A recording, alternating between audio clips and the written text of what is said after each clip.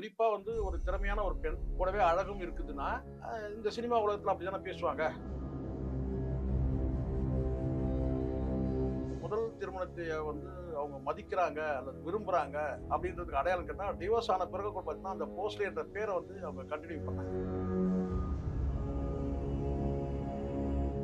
முதல் காதல் வந்து எப்பவுமே வந்து பார்த்தீங்கன்னா அது மறையாது. எல்லா மனிதர்களுக்கும் அதுதான். முதல் காதல்னு ஒண்ணு இருந்ததுன்னா, அதுவும் வந்து பார்த்தீங்கன்னா விடுதலை பருவத்துல வர காதல் இருக்கு பார்த்தீங்களா, அது ரொம்ப ரொம்ப அபாயகரமானது.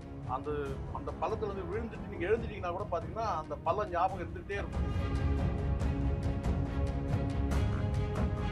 53, 54ல டைவர்ஸ் பண்ணிடுறாங்க. அதுக்கு பிறகு வந்து கிட்டத்தட்ட ஒரு 25 ஆண்டு காலம் வந்து அவங்களுக்கு வந்து எந்த மன வாழ்க்கையிலும் அவங்க வந்து ஈடுபட்டாங்க. கிட்டத்தட்ட வந்து ஒரு 30 ஆண்டு காலம் வந்து இவங்க வந்து யாருடைய துணை இல்லாம தான் வாழ்ந்துட்டு இருக்காங்க. இந்த 30 ஆண்டு காலத்துல நிறைய அவங்க வாழ்க்கையில நடக்குது. ஒரு மகள் வந்து தூக்கிட்டு தற்கொலை பண்ணிக்கிறாங்க.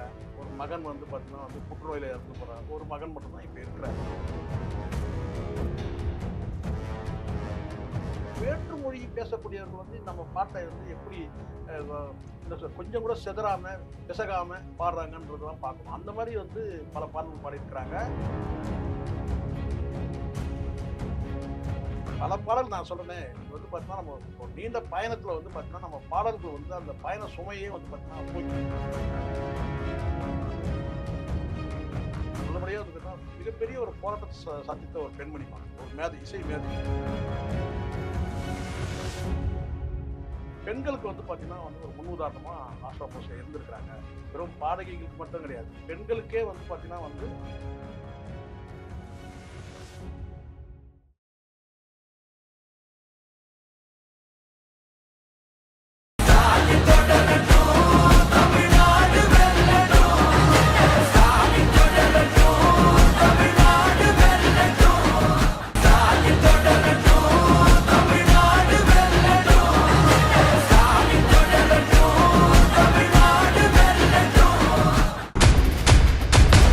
பேர் என்ன?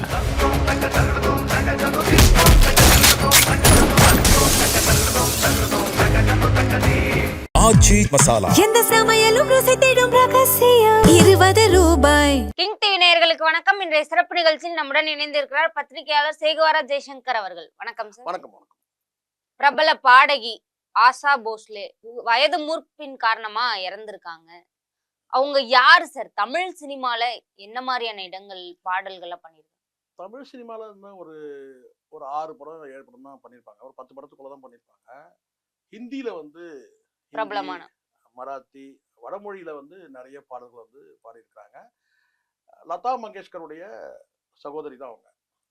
அவங்க அப்பா வந்து ஒரு இசையமைப்பாளர் வந்து மகாராஷ்டிரால அந்த காலத்துல நான் சொன்ன 40கள்ல.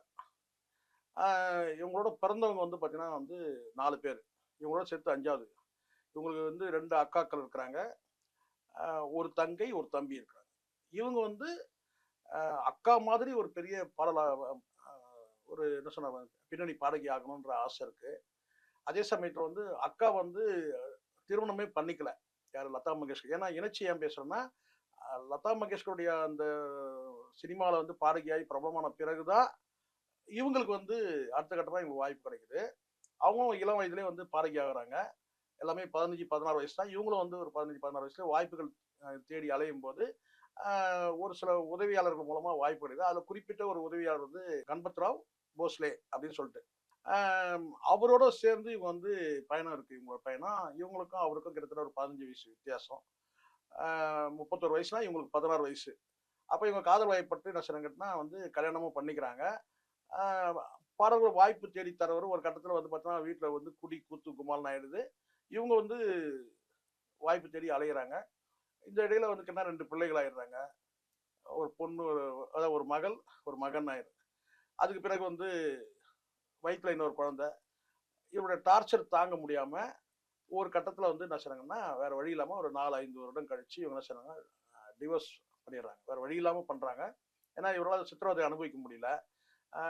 அது அவங்களுடைய ப்ரொஃபஷனும் பாதிக்குது இந்த நபரால. ஒரு கட்டத்தில் வேற வழியோடு என்ன செய்யறாங்கன்னு கேட்டால் வந்து டைவர்ஸ் பண்ணிட்டு அதுக்கப்புறம் வந்து முழு நேரமா வந்து வாய்ப்பு தேடி அலைகிறாங்க. அப்படி வந்து வாய்ப்பு தேடி அலையும் போது ஓபி நையார்னு சொல்லிட்டு ஒரு பிரபலமான ஒரு இசை குழு, அதில் வந்து இவங்க அடுத்தடுத்து வாய்ப்பு தராங்க. அப்போ அந்த காலகட்டத்தில் ஒரு கிசுகிசுக்கள் கூட இருந்தது. ஓபி நய்யாருக்கு இவங்களுக்கும் கூட வந்து ஏதாவது அந்த மாதிரி தான். ஆனால் இவங்க வந்து அந்த மாதிரி எதுவுமே இவங்க ஆட்கொள்ளலை. யாரையுமே வந்து பார்த்தீங்கன்னா இவங்க வந்து இருக்கல. ஏன்னா இன்னொரு கல்யாணம் வந்து இந்த அளவுக்கு பெரிய டிசாஸ்டர் ஆனதுனால இவங்க என்ன செய்றாங்க, வேண்டான்ற அந்த முடிவுக்கு வந்துடுறாங்க. நிறைய வந்து கணவனால் நிறைய சித்திரவதை அனுபவிச்சுட்டாங்க. ஆனாலும் வந்து பார்த்தீங்கன்னா அவங்க டிவோர்ஸும் பண்ணிட்டாங்க. இதுல என்ன ஒரு கேள்வி வருதுன்னு கேட்டீங்கன்னா, அடுத்தடுத்து இவங்களுக்கு நிறைய வாய்ப்புனா சினிமா இந்த இசையமைப்பாளரோட இணைச்சு நிறைய பேசுறாங்க. ஒரு குறிப்பா வந்து ஒரு திறமையான ஒரு பெண், கூடவே அழகும் இருக்குதுன்னா, இந்த சினிமா உலகத்துல அப்படித்தானே பேசுவாங்க. அப்படி இருக்கும்போது, அப்போ அவங்க என்ன செய்றாங்கன்னு கேட்டீங்கன்னா, வந்து எதுக்குமே அவங்க வந்து என்ன சொன்னாங்கன்னா, ஒரு இணங்கி வந்து டக்குன்னு விழுந்துராம, ஏற்கனவே ஒரு பள்ளத்துல விழுந்து, எழுந்து ஒரு 30 ஆண்டு காலம் வந்து பார்த்தீங்கன்னா, அவங்களுடைய பயணம் அப்படிதான் இருக்கு. அது வந்து பார்த்தீங்கன்னா, குறிப்பா அந்த முதல் திருமணத்தை வந்து அவங்க மதிக்கிறாங்க அல்லது விரும்புறாங்க அப்படின்றதுக்கு அடையாளம் கேட்டா, டிவோர்ஸ் ஆன பிறகு கூட பார்த்தீங்கன்னா, அந்த போஸ்லே என்ற பேர வந்து அவங்க கன்டின்யூ பண்ணாங்க. அதுக்கு காரணம் அந்த ஃபர்ஸ்ட் லவ்ன்றது வந்து ரொம்ப எப்பவுமே ஸ்ட்ராங்கா இருக்கும். முதல் காதல் வந்து எப்பவுமே வந்து பார்த்தீங்கன்னா, அது மறையாது. எல்லா மனிதர்களுக்கும் அதுதான். முதல் காதல்னு ஒண்ணு இருந்ததுன்னா, அதுவும் அவங்க வந்து பார்த்தீங்கன்னா, விடலை பருவத்தில வர காதல் இருக்கு பார்த்தீங்களா, அது ரொம்ப ரொம்ப அபாயகரமானது. அந்த அந்த பள்ளத்துல இருந்து விழுந்துட்டு நீங்க எழுந்துட்டீங்கன்னா கூட பார்த்தீங்கன்னா, அந்த பள்ளம் ஞாபகம் இருந்துகிட்டே இருக்கும். நம்ம முதல் விழுந்த மாரி காதல். ஆமா. முதல் காதல்ன்றது சுடுகாட்டுல கொண்டு போய் கொளுத்துற வரைக்கும் அந்த முதல் காதல் இருக்கும். அது ஆணா இருக்கட்டும், அது பெண்ணா இருக்கட்டும். அவங்க இடையில 4 வாழ்க்கை வந்திருக்கலாம். 5 வாழ்க்கை வந்திருக்கலாம். பல பேர்கள் அவங்க வாழ்க்கையில கடந்து போயிருக்கலாம். எல்லாம் இருந்தாலும், ஆனாலும் அந்த முதல் காதல் முகம்ன்றது பார்த்தீங்கன்னா, திடீர்னு வந்து ஓங்கி கன்னத்துல அறையிற மாரி இருக்கும். எது? நம்ம சந்தோஷமா இருக்கும்போது சரி, இல்ல வேற ஏதாவது ஒரு பார்த்தீங்கன்னா, ஒரு ஈடுபாட்டுல இருக்கும்போது கூட பார்த்தீங்கன்னா, இல்ல ஒரு ஒர்க் பிஸில இருக்கும்போது கூட பார்த்தீங்கன்னா, ஓங்கி வந்து கன்னத்துல பலார்ன்னு அடிக்கிற மாதிரி இருக்கும் அந்த முகம். அதுக்கு காரணம் என்னன்னு கேட்டா, அது ஆழமான காதல். முதல் காதல் வந்து எப்பவுமே ரொம்ப ரொம்ப இன்டெப்த்தா இருக்கும். அந்த மாதிரி அவங்களுக்கு அந்த பேருனால ஒரு கட்டத்துல வந்து கேட்டா, அந்த போஸ்லேன்ற நேம் வந்து சில பேர் நினைக்கலாம், இது வந்து பிராண்டுக்காக அந்த நேம் வச்சுட்டாங்க. ஆஷா போன்ஸ்லேன்ற பேர் வச்சுட்டாங்க. பிராண்டுக்காக வச்சுட்டாங்க அப்படின்னு சொல்லி கூட சில பேர் நினைக்கலாம். ஆனால் அப்படி இல்ல. அவங்களுக்கு என்ன இருக்குன்னா, அந்த முதல் காதல மறக்க முடியாது. என்னதான் கணவன்கிட்ட கருத்து வேற்றுமையில பிரிஞ்சால் கூட, அதுக்கு பிறகு அவங்க கிட்டத்தட்ட ஒரு 30 ஆண்டு காலம் வந்து எந்த மன வாழ்க்கையிலும் அவங்க ஈடுபடல. ஒரு கட்டத்துக்கு மேல வந்து 1980ல 49ல திருமணம் பண்றாங்க. 53, 54ல டைவர்ஸ் பண்ணிடுறாங்க. அதுக்கு பிறகு வந்து கிட்டத்தட்ட ஒரு 25 ஆண்டு காலம் வந்து அவங்களுக்கு வந்து எந்த மன வாழ்க்கையிலும் அவங்க வந்து ஈடுபடல. ஆனா ஆர்.டி. பர்மன் வந்து அவருடைய வாழ்க்கையில வந்த பிறகு அவர் ஏற்கனவே டிவோர்ஸ் ஆயிட்டு அவர் தனிமையில இருந்ததுனால, இவங்களுக்கு வந்து பார்த்தீங்கன்னா நெறைய வாய்ப்புகள் அடுத்தடுத்து இசையமைப்புல வந்து ஒரு முழு நேர பணியே அவங்கள்ட்ட செய்யும்போது, ஒரு கட்டத்துல வந்து காதல் வயப்படுறாங்க. அவரும் வந்து காதல் வயப்படுறார். 2 பேரும் சேர்ந்து காதல் வயப்பட்டாலும் திருமணம் வரைக்கும் போயிடுறாங்க. திருமணம் பண்ணிக்கிறாங்க. திருமணம் பண்ணாலும் வந்து பார்த்தீங்கன்னா, அவர் வந்து பார்த்தீங்கன்னா, அடுத்து வந்து பார்த்தீங்கன்னா, மகப்பேறு இந்த விஷயத்துலாம் அவங்க வந்து போகல. அதுக்கு காரணம் வந்து இவங்களுக்கு வயதும் இவங்களுக்கு வந்து கடந்துடுது. அந்த மகப்பேறு வயதை கடந்துடுது. 2வது ஏற்கனவே 3 பிள்ளைகள் இருக்கிறதுனால, அவர் வந்து அந்த 3 பிள்ளைகளுமே வந்து தன் பிள்ளைகளா வந்து டெடிகேட் பண்ணி வாழ்க்கைய வந்து அப்படிதான் வந்து அவர் லைஃப்ல இருந்தாரு. அவரும் கூட வந்து பார்த்தீங்கன்னா, ஒரு கட்டத்துல இந்த அம்மாவ விட்டுட்டு போயிடுறாரு.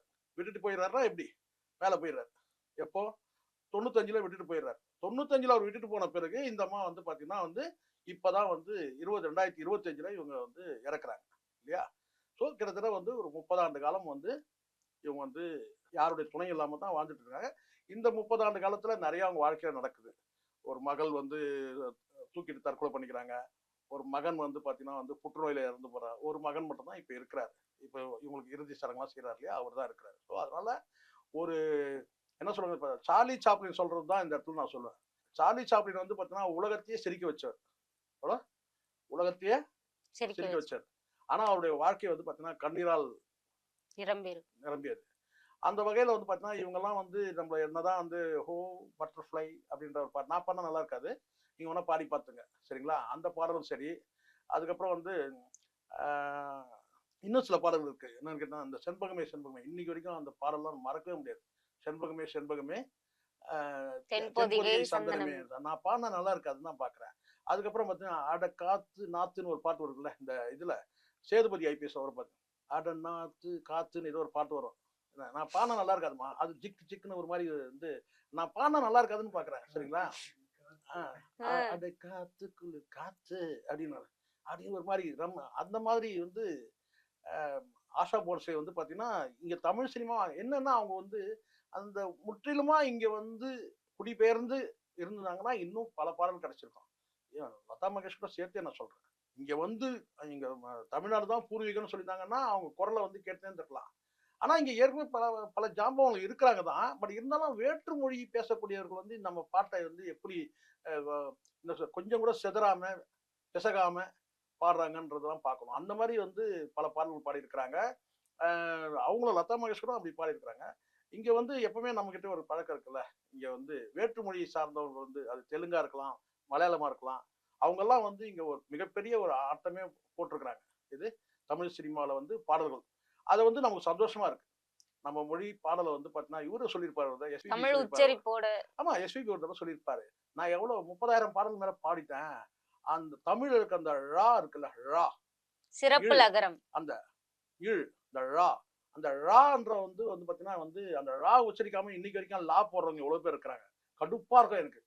யாரெல்லாம் இந்த தமிழ் மொழி பேசுறவங்க எல்லாம் இந்த ழாக்கு வந்து வந்து அந்த இழ் ழா அப்படின்றது போது வந்து பாத்தீங்கன்னா வந்து அதை உச்சரிக்க லா போடுவான். கடுப்பா இருக்கும் நமக்கு. அது வந்து அந்த வகையில வந்து பாத்தீங்கன்னா தமிழ் மொழி வந்து அந்த தொன்மை மாறாம கொஞ்சம் கூட இது வந்து ஒரு வட இந்திய பெண் தான் இந்த பாடலை பாடி இருக்கிறாங்க அப்படின்றது இல்லாம அந்த குரல் வந்து பாத்தீங்கன்னா ஹிந்தியில பல சாங் வந்து நம்ம வந்து கேட்டிருக்கிறோம். வந்து லதா மங்கேஷ்கருக்கும் சரி, இவங்களும் சரி. நமக்கு வந்து இசையில பெரிய ஞானம்லாம் நமக்கு கிடையவே கிடையாது. எனக்குலாம் இசை ஞானம்லாம் கிடையவே கிடையாது, சரிங்களா? ஆனால் வந்து பாடலை ரசிக்கிற அந்த ஞானம் இருக்கு எனக்கு. அதில் பாடல்கள் வந்து அதுவும் தனிமையில போகும்போதெல்லாம் எனக்கு வந்து பாத்தீங்கன்னா வந்து இளையராஜா பாடல் வந்து கேட்காம பயணிக்க முடியாது. ஒரு 4 பாட்டாவது இளையராஜா பாட்டு கேட்கணும் அப்படின்னு சொல்லிட்டு அது எம்எஸ் விஸ்வநாதன் பழைய பாடல்களும் நான் வந்து கேட்பேன். அப்படி இருக்கும்போது ஏஆர் ரஹ்மானை விட்டுட்டேன் நான், அவரையும் சேர்த்துங்க. இல்லை சொல்றேன், பல பாடல் நான் சொல்றேனே, இங்க வந்து பாத்தீங்கன்னா நம்ம ஒரு நீண்ட பயணத்துல வந்து பாத்தீங்கன்னா நம்ம பாடல்கள் வந்து அந்த பயண சுமையே வந்து பாத்தீங்கன்னா போய்க்கிறோம். வாழ்க்கையில பாடல்கள் ஒன்று இருக்கு கண்டிப்பா. அதனால வந்து பயணத்துல ஒன்று, வாழ்க்கை பயணத்துல இல்ல, வாழ்க்கை பயணத்துல இந்த பாடல்கள் பொருந்தும். நம்ம வந்து பாத்தீங்கன்னா நீண்ட தூர பயணம் வந்து வாகனத்துல பயணம் செஞ்சாலும் வந்து அந்த பாடல்கள் வந்து நம்ம வந்து கேட்கணும் இருக்கு. அந்த மாதிரி வந்து இந்த குரல்கள் கேட்கும் போது பாத்தீங்கன்னா அந்த செண்பகமேன்ற அந்த வார்த்தை வந்து பாத்தீங்கன்னா இன்னும் கூட நல்லா இருக்கு. உள்ளபடியே வந்து பாத்தீங்கன்னா மிகப்பெரிய ஒரு போராட்டத்தை சந்தித்த ஒரு பெண்மணிமாங்க, ஒரு மேதை, இசை மேதை லதா மங்கேஷ்கர் அவர்களும் சொல்றேன். லதா மங்கேஷ்கர் அவர்கள்லாம் வந்து அவங்க இறக்குறதுக்கு சில மாதங்களுக்கு கூட சில நாட்களுக்கு முன்னாடி அவங்க படுக்கையில வந்து இருக்கும்போது ஒரு நீண்ட பதிவு ஒன்று வந்துச்சு, இணையத்துல தான் வந்துச்சு. அதை படிச்ச உடனே வந்து பாத்தீங்கன்னா அப்படியே கண் கலங்கிட்டு நான். ஏன்னா அந்த அளவுக்கு வந்து அந்த பதிவு இருந்துச்சு. என்ன மாதிரி அவங்க கேட்டா அவங்களுடைய வாழ்க்கையில அவங்க என்னெல்லாம் சந்திச்சாங்க. அவங்க திருமணமே பண்ணிக்கவே இல்லை. ஒருவேளை தங்கைக்கு வாழ்க்கை இப்படி ஆனதுனால கூட அவங்க பண்ணிக்காம இருந்திருப்பாங்கன்னு நினைக்கிறேன். ஆனா அந்த அளவுக்கு வந்து இவங்க சித்திரவதை அனுபவிச்சிருக்காங்க ஆஷா போஸ்லே கணவன் கிட்ட. அதனால கூட அவங்க கல்யாணம் பண்ணிக்கலாம். அந்த அவங்களுடைய வாழ்க்கை பயணத்தை சொல்லியிருந்தாங்க. என்னை சுற்றி எவ்வளவு பேர் இருந்தாங்க, இன்னைக்கு மருத்துவமனையில வந்து நான் வந்து படுக்கையா இருக்குன்னு சொல்லிட்டு அவங்க கவனிக்கிறதுக்கு முடியாம தனிமையா இருந்தாங்க. ஏன்னா அவர் கணவருக்கு இல்லை. அதே மாதிரி இப்ப இங்க இவங்களுக்கு பாத்தீங்கன்னா இவங்களுக்கு ஒரு மகன் ஒருத்தர் இருக்கிறாரு. அவங்களுடைய காரியத்தெல்லாம் செய்யறதுக்கு, இறுதி காரியத்தெல்லாம் செய்யறதுக்கு 2 பிள்ளைகள் இறந்துட்டாங்க. தன் கண் முன்னாடியே வந்து பார்த்தீங்கன்னா ஒரு பெண் மகள் தூக்கிட்டு இறக்குறது, இன்னொரு புள்ள வந்து பார்த்தீங்கன்னா புற்றுநோயில இருக்கிறது, இதெல்லாம் பார்த்து அவங்க வந்து கடந்து வந்திருக்கிறாங்க. கணவர் வந்து பார்த்தீங்கன்னா இறந்துருக்கிறாரு. ஒரு கணவர் வந்து விவாகரத்தானலாம், இன்னொரு கணவர் வந்து பார்த்தீங்கன்னா கடைசி வரைக்கும் இருப்பார்னு நினைக்கிறேன். அவரும் வந்து பார்த்தீங்கன்னா வந்து அற்பாயுஸ்ல இறந்துட்டு இருக்காரு. ஆர்டி பர்மன்றது ஒரு ஃபேமஸான இசையமைப்பாளர். அவரும் உடல் நலக்குறைவா எல்லாம் உடல்நலக்குறைவு தான் இருக்கு. ஸோ அதனால வந்து இன்னைக்கு வந்து பார்த்தீங்கன்னா அவங்க 93 2 பேருக்குமே நீண்ட ஆயுள் இருந்திருக்கு தான் நான் நினைக்கிறேன். 2 பேரும் வந்து லதா மங்கேஷ்கரும் சரி, இவங்களும் சரி. மிகப்பெரிய இசை மேதை வாழ்க்கைக்கு பின்னாடி எவ்வளவு சோகம் இருக்குன்றத பார்க்கலாம். அதனால வந்து பார்த்தீங்கன்னா இவங்களோட வாழ்க்கை என்னன்னு கேட்டீங்கன்னா வந்து அதாவது கணவன் கைவிட்டாலும் தன் சொந்த திறமையால் சொந்த கால நின்று இந்த அளவுக்கு வெற்றி அடைஞ்சிருக்கிறாங்கன்ற அந்த வெற்றியை நம்ம பார்க்கலாம். அவங்க கடந்து வந்த சோதனைகள் எவ்வளோன்றதை வந்து பார்த்தீங்கன்னா பெண்கள் ஒரு பாடமா எடுக்கலாம். இங்க இருக்கிற பல லெஜெண்டுகள் எல்லாருமே வந்து பார்த்தீங்கன்னா ஏதோ ஒரு வகையில நமக்கு வந்து என்ன சொல்றது இன்ஸ்பயர் ஆகிறாங்க. அவங்கள பார்த்து ஃபாலோ பண்ணக்கூடிய ஒரு சூழல் நமக்கு வந்து ஏற்படுது. ஏன் இப்படி இருந்திருக்கலாம், ஏன் இவங்க இப்படி இருந்திருக்காங்க, ஏன் நம்மளும் அப்படி இருக்க முடியாதுன்னு சொல்லிட்டு அந்த மாதிரி வந்து பெண்களுக்கு வந்து பாத்தீங்கன்னா வந்து ஒரு முன்னுதாரணமா ஆஷா போஸ்லே இருந்திருக்கிறாங்க. வெறும் பாடகிகளுக்கு மட்டும் கிடையாது, பெண்களுக்கே வந்து பாத்தீங்கன்னா வந்து வெளியே வரணும்னு நினைக்கிற பெண்கள். ஆமா, உண்மையை கேட்டா கணவனால் கைவிடப்பட்ட அல்லது கணவனால் கொடுமைப்படுத்தப்பட்ட பெண்கள் எல்லாருமே வந்து பாத்தீங்கன்னா ஆஷா போஸ்லேயோட வாழ்க்கையை கொஞ்சம் படிச்சாங்கன்னா அவங்களுக்கு நல்லதா அமையும். என்னதான் ஒரு கஷ்டம் இருந்தாலும் அந்த கஷ்டத்தை எல்லாம் மறைச்சு பின்னாடி நம்மளுக்கு அவங்களோட வாய்ஸ் மூலியமா சந்தோஷத்தை கொடுத்தவங்க இப்ப நம்ம கூட இல்ல. சோ அவங்களுக்கு கிங் டிவி சார்பா இரங்கல்களை தெரிவிச்சுக்கும். தொடர்ந்து பேசுவோம் சார். நன்றி.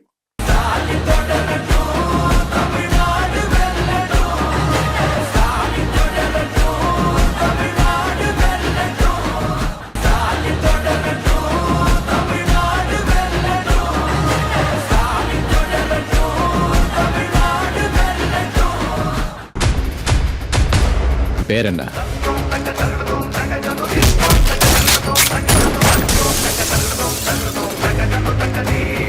இஞ்சி மசாலா. எந்த சமையலும் ருசி தேடும் ரகசியம் 20 ரூபாய்.